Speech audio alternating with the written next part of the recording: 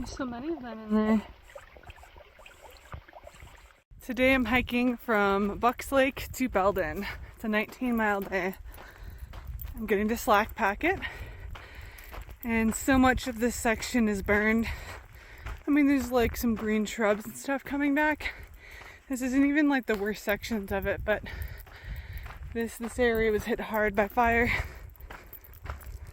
It was so close to happening again.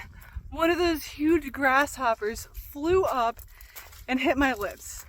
I had just closed my mouth. If it was open, like at that moment, I would have had a whole grasshopper inside my mouth again. I think I would cry. It was so awful the first time.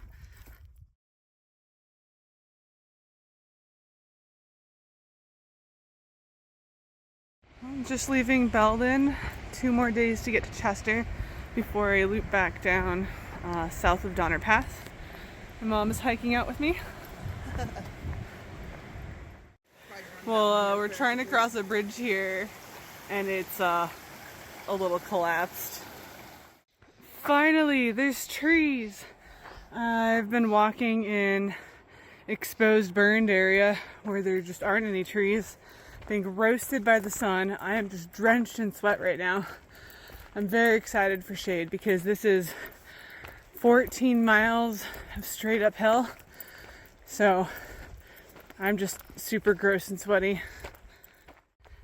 Back into the blackened, crispy forest with no sufficient shade. This is another super cool bridge with a waterfall.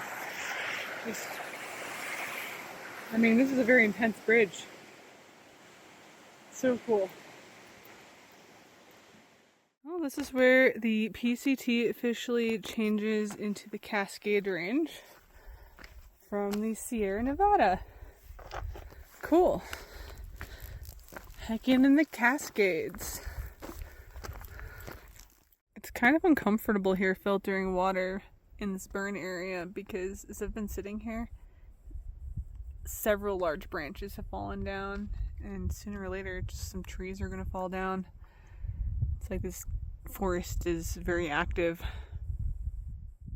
I'm really glad that I've finally escaped the gnats because they were ridiculous today, all over, just constantly swatting them away from my face.